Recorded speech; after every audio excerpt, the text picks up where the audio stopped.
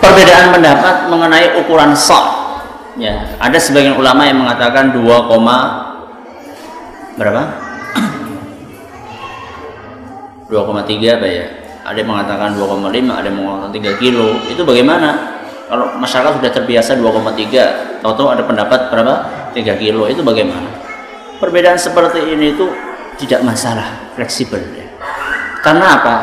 Karena sok itu adalah ukuran ya. Sok itu ukuran bukan seperti kilogram. Sok itu ukuran ada wadah.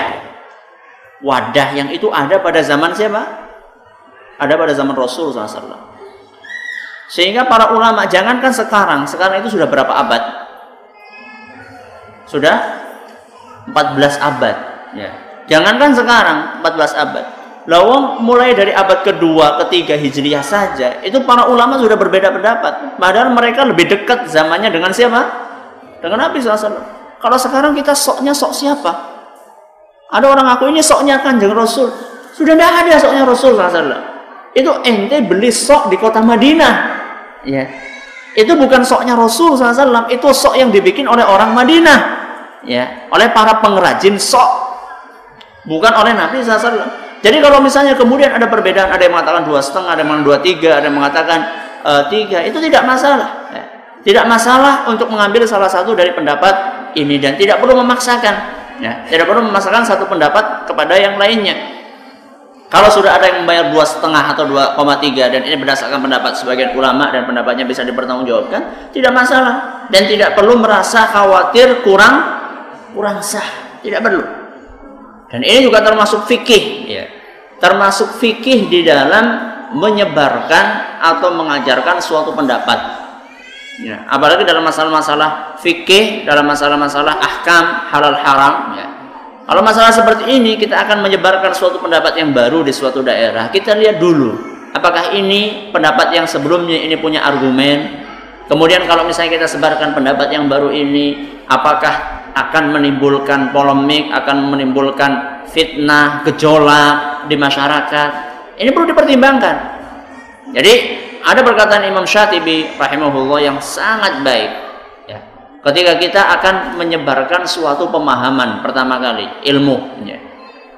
Ketika kita akan menyebarkan ilmu, ada minimal ada 4 langkah yang harus diperhatikan. Yang pertama, kita harus dudukkan apakah itu sesuai syar'i atau tidak. Apakah pendapat itu sesuai syar'i atau tidak?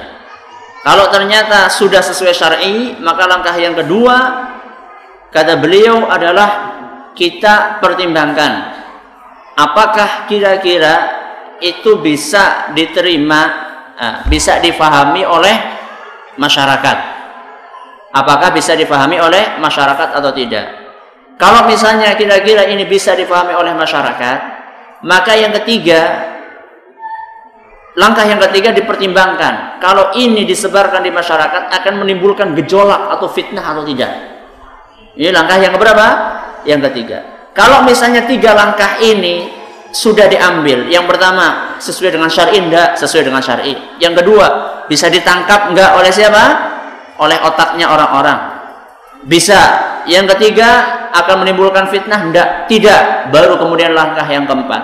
Langkah yang keempat kata beliau, pemahaman tersebut akan disebarkan di kalangan tertentu saja atau di khalayak umum.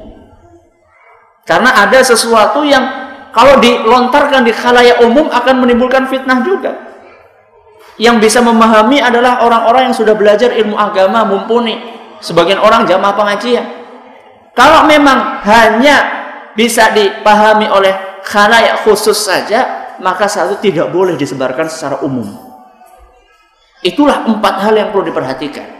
Jadi orang punya pemahaman, baru baca wacana tentang sesuatu pendapat, jangan langsung berwacana dilontarkan ke semua orang. Perlu ada pertimbangan-pertimbangannya. Ini imam yang mengatakan seperti ini, dan ini berdasarkan kajian-kajian ilmu syar'i, dilandaskan di atas nas dari Quran dan hadis Nabi SAW. Maka tidak sembarangan, tidak mudah-mudah ya, manakala kita membaca sesuatu langsung diflorkan, tidak. Perlu ada pertimbangan-pertimbangan yang tadi disebutkan.